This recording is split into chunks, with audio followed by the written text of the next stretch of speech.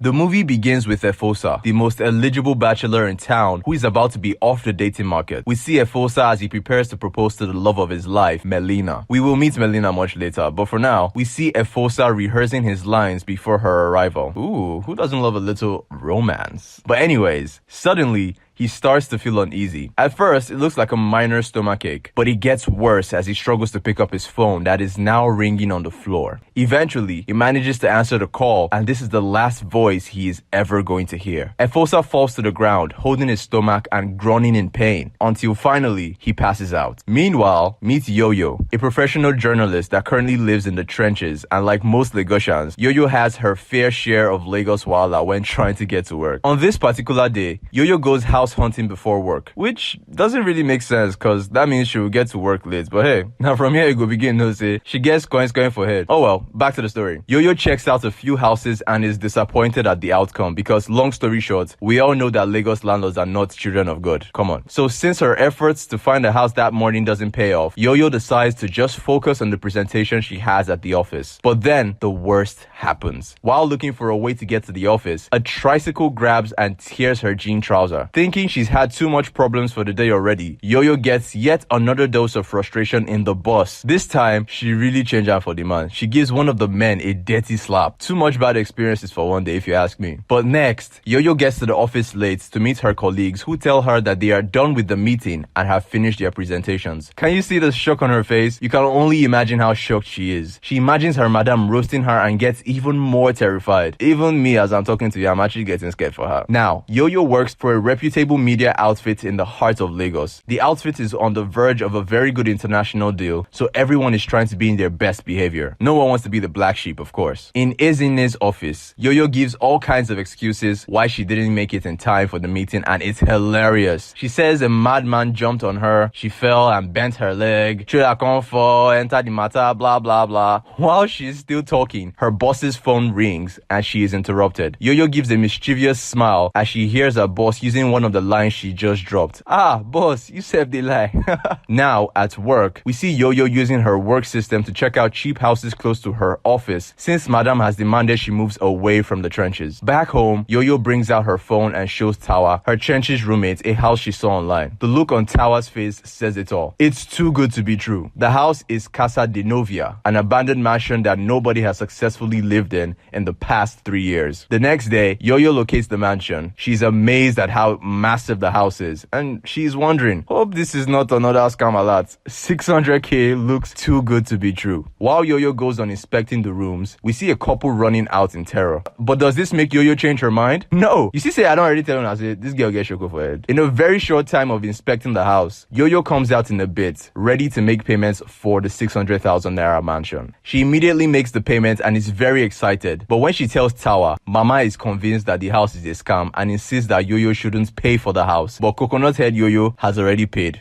A breath of fresh air finally. Yo-Yo moves into her new apartment, super excited after getting the house at a giveaway price. Next on her agenda is Operation Find a Man. Yo-Yo goes on a date with a guy she met online, and few minutes into the date, her imagination runs wild as usual. We see the Osho free date, lying that he is traveling the next day and needs a place to crash for the night. Of course, Yo-Yo suggests that he go to her place and he willingly follows her. Standing outside, she remembers how scattered she left the living room and she rushes inside to fix it, but finds it arranged.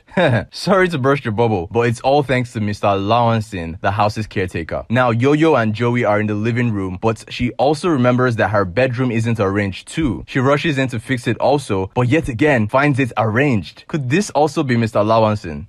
Things are getting pretty creepy. Not wanting to think too much, Yo-Yo quickly dresses in a nightwear to meet her date, Joey, who is still downstairs. On reaching downstairs, while she's looking for Joey, he suddenly shows up with a knife, but Yo-Yo thinks it's roleplay. Well, it doesn't take too long for her to realize that her new date, Joey, wants to rob her. Now, this is where it gets interesting. While Joey is still holding the knife to her neck, the lights in the house start to go on and off, and suddenly, suspense music is heard in the background. There is music from the piano. We see flickering lights, shaking objects.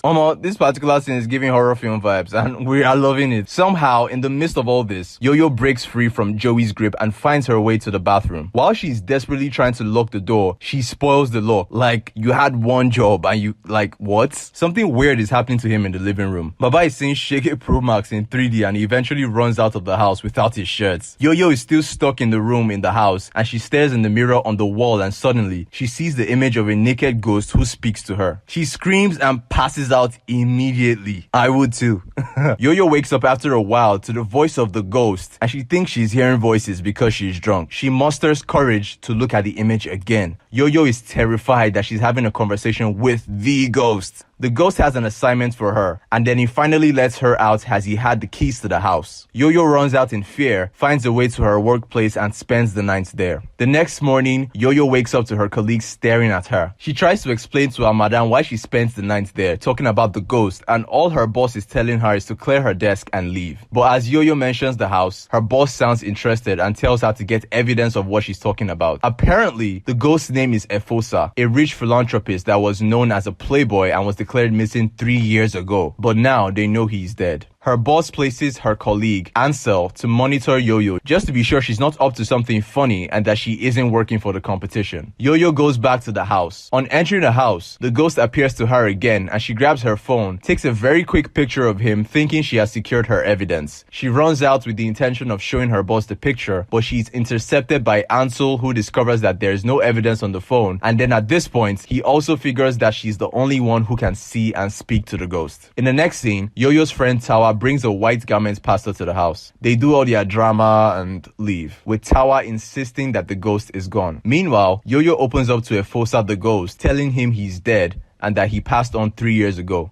Efosa is in shock. He leaves a crack on the mirror and disappears. He returns after a while and is giving Yo-Yo the gist of what really happened. He tells her about Melina, his fiancée. He loved Melina so much. He regrets not proposing to her the first day he met her. As they got along, Efosa then teaches Yo-Yo how to attract the man she wants. He then asks Yo-Yo for 2 favors. 1, not to publish Melina's name, and 2, to help him find Melina. The next day, Yo-Yo appears at the office looking stunning, and as fate will have it, the first person she meets is Femi. After a few compliments and chit-chats, Yo-Yo asks Femi out on a date, which he accepts. The new calmness is interrupted by Esosa, Efosa's brother. He's angry at Buzzwatch for publishing the story that relates to his brother. This guy has no chill at all. Like, he wants the story to be taken down. After the scene Esosa causes, Yo-Yo is walking down the hallway when Femi, her crush, approaches her, giving her a warm hug. She doesn't want to let this guy go. Femi and Yo-Yo both go out on a date, after which they end up in a hotel. Yo-Yo is drunk already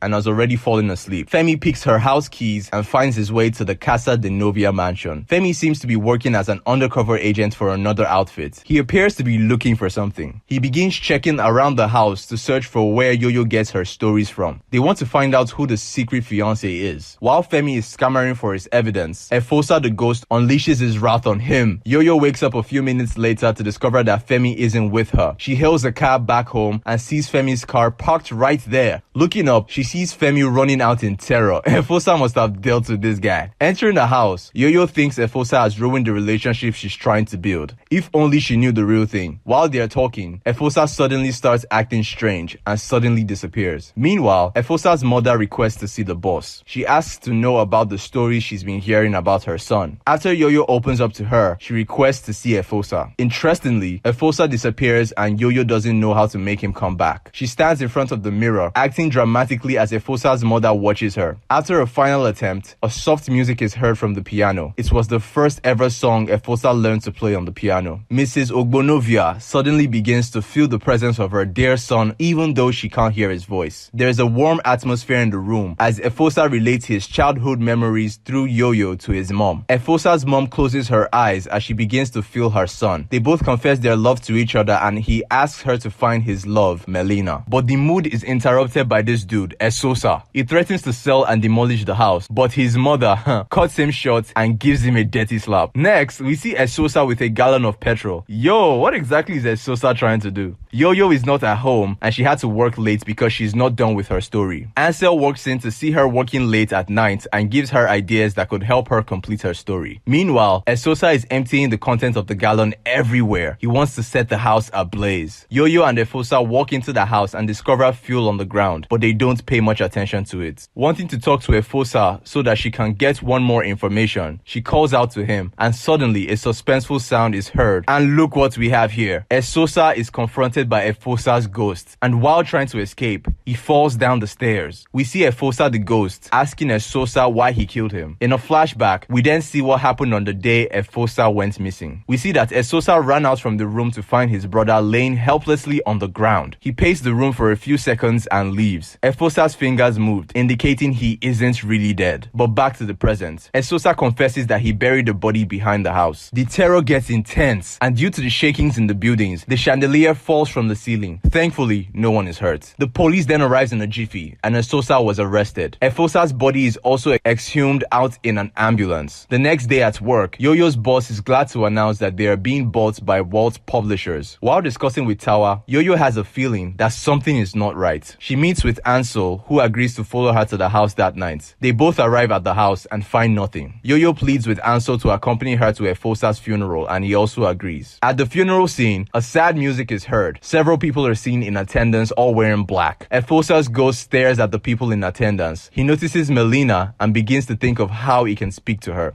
After the funeral, Efosa's ghost decides to make use of Ansel's body to relate to his former fiancée. Yo-Yo notices and is in shock. "I need your boyfriend's body," he says.